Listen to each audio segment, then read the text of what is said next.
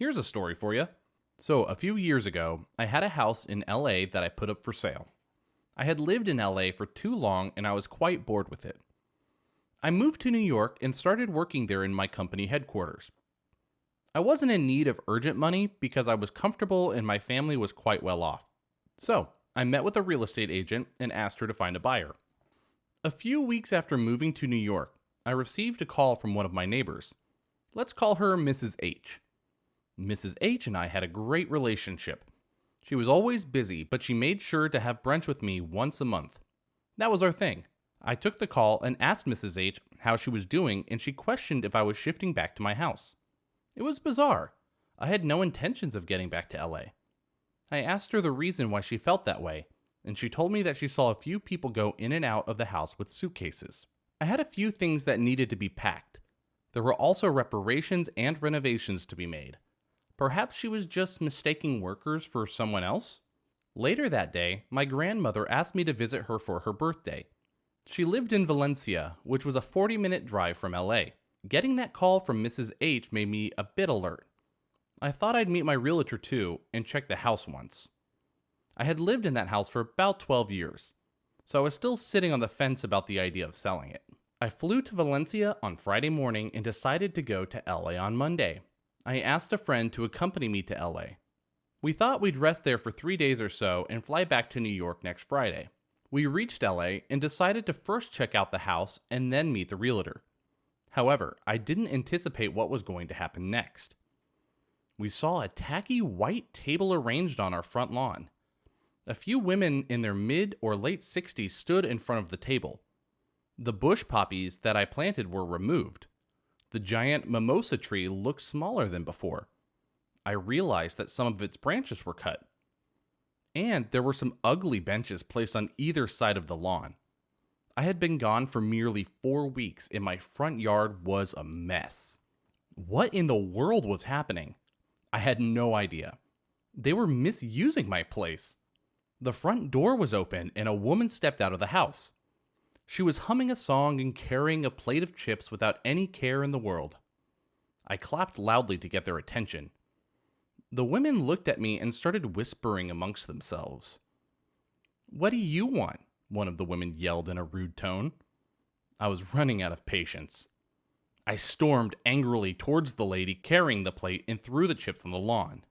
"What the hell is wrong with you? Who gave you permission to barge into my place and dirty my lawn? You criminal! Get the hell out of my house!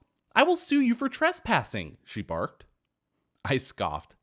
I couldn't believe my eyes. Her place? Did she say it was her place? That should be my line. Are you a lunatic? How is this your home? How the hell can you call this your home? I haven't received any notification about the house even having a potential buyer. Selling it is another thing altogether. I have certainly not received any money. So how did you buy this home, I asked her. People started murmuring louder. She rolled her eyes and told me that she was going to get cops. I was livid. I barged into my house immediately and saw dirty clothes all over the couch. It was pure chaos. The chandelier I had hung in the hall was missing. There was a foul smell coming from the kitchen. Dirty dishes had piled up in the sink. The old woman came running right after me. "What the hell?" she howled in anger. She asked me what I was doing in her house and how I had the audacity to force myself in without her permission. They were having a party at my house, and there was a strange lady calling it hers and forcing me out of my own house. I asked her if she was plainly stupid. I told her that the house was obviously not sold and that it belonged to me, so I had every right to barge in whenever I wanted. She, on the other hand, was living here illegally. "Look at the state of my house," I cried. I told her to pack her stuff right away and get out of my sight if she didn't want me to call the cops on her. With a dumbfounded expression, she said, "But my daughter handles this property. If she handles it, she's practically the owner. She's doing so much, so we deserve to be here." You have lost your mind. Go get it checked. You are trespassing. Get out of my house right this minute. All the women stood out of the front door and kept peeking in. I told them to get out of my lawn this minute or I would drag them to the police along with this woman. Karen started stomping her feet and yelling that it was her daughter's property and there was no way I could order her guests to leave. My friend was absolutely in shock. He asked who her daughter was. I wasn't expecting when she took my realtor's name and told me that she was her daughter. My friend and I looked at each other with perplexed expressions. So, you are Mrs. X's mother? What are you doing though? Miss X has not purchased the property. She's only the real estate agent, I explained to the white lady in cargo shorts. She sucked her teeth and made a contorted expression. How did this happen? I kept thinking to myself. I called the realtor and asked her to meet me at the house instantly. She said that she was busy with her job, but I sternly told her that she would have to bear the consequences if she doesn't come at once. She must have understood why I called her, because her voice was shaking as she said, "Okay," in her small voice. At this point, everything is ridiculous. I sat on the couch and took a deep breath. My friend asked me what I would do next. The lady kept yelling and yelling about how we needed to get out of her house or else she'd call the cops. I gave 2 thumbs up to the lady and asked her to do it right away. Suddenly, I thought I should go with the flow. I decided to immediately sell the house. I felt like this would be the perfect way to get out of my never-ending dilemma of whether I should keep it or sell it. I smiled and told Karen, "Okay, you can have the house then." My friend nudged me and asked what I was thinking. I told all the women to come inside and make themselves comfortable. They looked at me like I was insane. A few minutes later, my real estate agent arrived. She knew I'd have a lot of questions, but all I said was, "Congratulations on your new house. I will be asking my manager to collect the check from you ASAP. See you later, Miss X." Everyone stared at the realtor. She knew she had messed up big time. She ran to me and told me that this was some sort of mistake. Then she made up some twisted story of how her mother was mentally ill. Karen was furious. She asked her daughter how she could humiliate her like that, especially in front of her friends. The others kept asking the realtor if it was really her house or not. I smiled and questioned her that even if that were the case, even if her mother was ill, how on earth did she have a key to the house? And there would be absolutely no way for her mother to know which houses she was managing unless the realtor herself showed her. I asked her if she purposefully brought a deranged person into my house and let her stay without my permission. That made her shut up real quick. The women slowly grabbed their purses and coats and one by one left the house.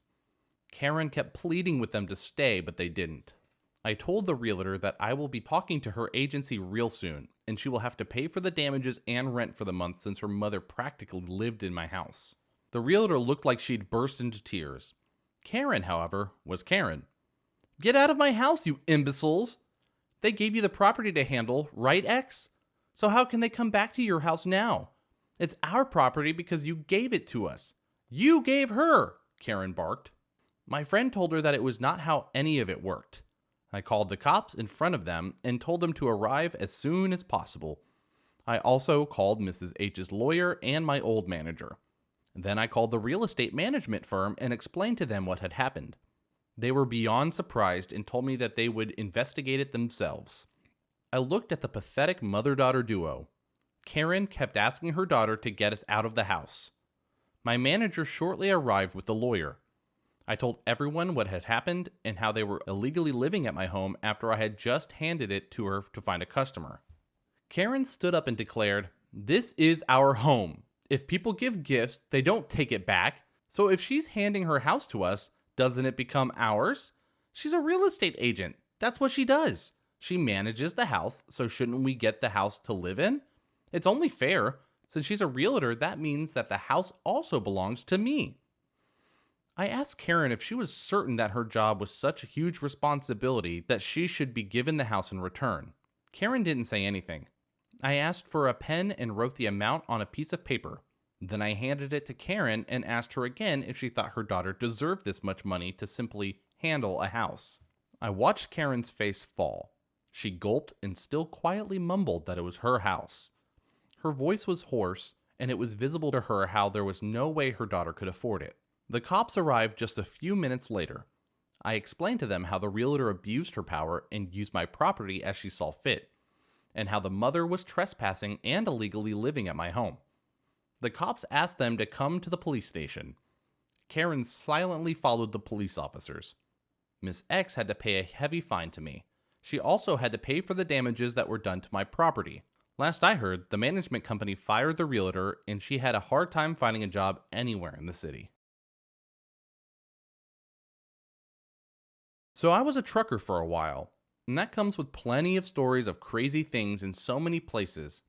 One of my favorite stories, however, comes from a piece of malicious compliance that came together just perfectly. The setup. I tend to be a bit on the lazy side when I can get away with it, and I searched for quite some time to find a company that would keep me far away from unloading the trailers myself. I found a good one that had a 95% drop and hook rate. Drop off a trailer full of goods, then grab a new one that's either loaded or take it to the next pickup. 4.9% of them are either handled by the receiving dock or by lumpers, dockers hired by warehouse companies specifically to unload trucks. That 1% is a list of places that just want to watch you work or be convinced that you really shouldn't operate their lifts. In my contract, I saw that there was a place where your hourly rate for unloading was stated. Not for the hours that you were sitting and waiting to be unloaded, but for when you were the one unloading your own trailer. I also saw the contract allowed for alterations to be made to the price of this service to be charged to the customer. As a joke, I put in not one, but 2 extra zeros. $1,500 an hour for unloading a trailer. Should deter most people. Most people saw that, got a good laugh, and then pulled in someone to unload for me. The event. Most people, as I said, were smart. This run was set to arrive at 0300 at a certain clothing store in the mall. Let's call him IB Nickeled. I've been to this store a few times before, and it was always the same manager, Mr. Dime, receiving me, and it was always the same runaround. If I wanted to get unloaded, I had to wait for someone to get there, then I'd have to sit and wait for the poor kid back there to get the load off. Then I'd have to wait for traffic to ease up to get out since it was always almost 10:30 by the time I finally left, leaving me with only a couple of hours left on my clock to get a truck stop for the day. I got there and yep, Mr. Dime had come in to accept the load. It was always hard to be smart at 0300, and I can only imagine that was part of Mr. Dime's usual runaround. This time was a bit different for a few reasons. 1, he smelled like there was a bit of herbal calming remedy about him to settle his nerves for the night. 2, he said that he was completely understaffed and there was no one around to unload me, so I'd have to do it myself. 3, I couldn't stay to my usual time before he had to leave before 0500. To be fair to him, I did try and say, sure, but my contract says. I don't give a damn about what your contract states. I don't have anyone until the store opens, and I've got an appointment that's more important than some trucker's contract. Just unload it yourself. I considered it for a moment and went back up to my truck to get my tablet. This was in 2019 before the virus, and the company had just swapped over to tablets for certain things, like signing off on expenses or getting permissions. Mr. Dime was fuming when I came back and handed him the tablet. Just read through and sign with your finger. He didn't read through. I had 20 pallets at 1,500 pounds each. The only available tool to unload was a manual pallet jack. I started my work clock and began unloading at 0500. Mr. Dime looks on in satisfaction to see me about 3/4 the way through as he's out the door. At 0515, Mr. Dime's replacement, Mr. Quarter of the day shift, comes running in with his face white as a sheet to see me taking off the 4th to last pallet. Please tell me I'm reading this wrong, he pled fruitlessly. I wish I could, I lied, knowing that Mr. Dime was about to be up a muddy creek with a spoon. I even tried telling Mr. Dime what he was getting into, but he just skimmed and signed. He slumped. Wait here, I need to call my district manager. Better be quick, I want to be out of this lot by 0630 to beat the morning rush and get a good breakfast. He ran back and I continued unloading. When I finally got the last pallet off at 0550, I turned off my time clock as the district manager came in. We'll call him Mr. Dollar, just to keep it consistent.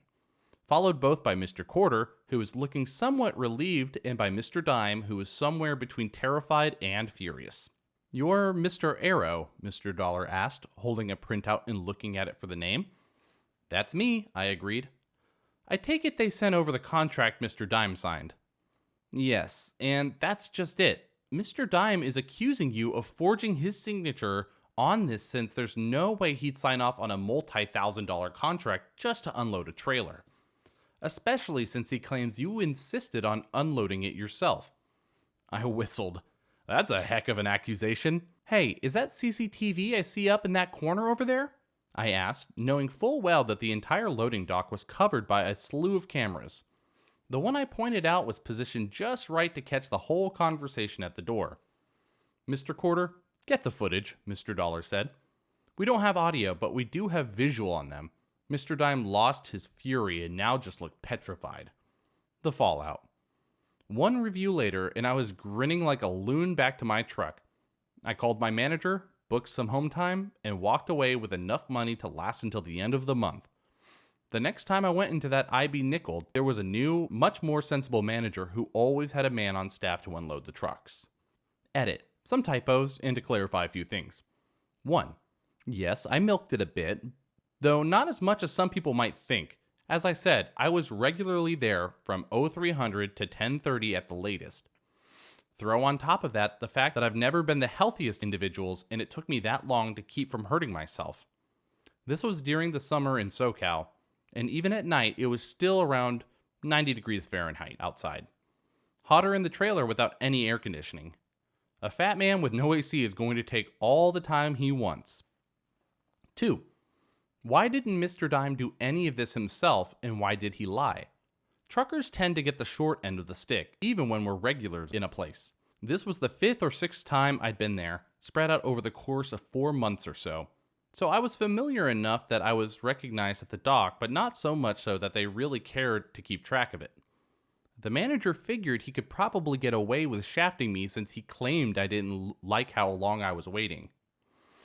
I feel like he's made other truckers get to that point, but none of them had hourly rates like mine on their contract.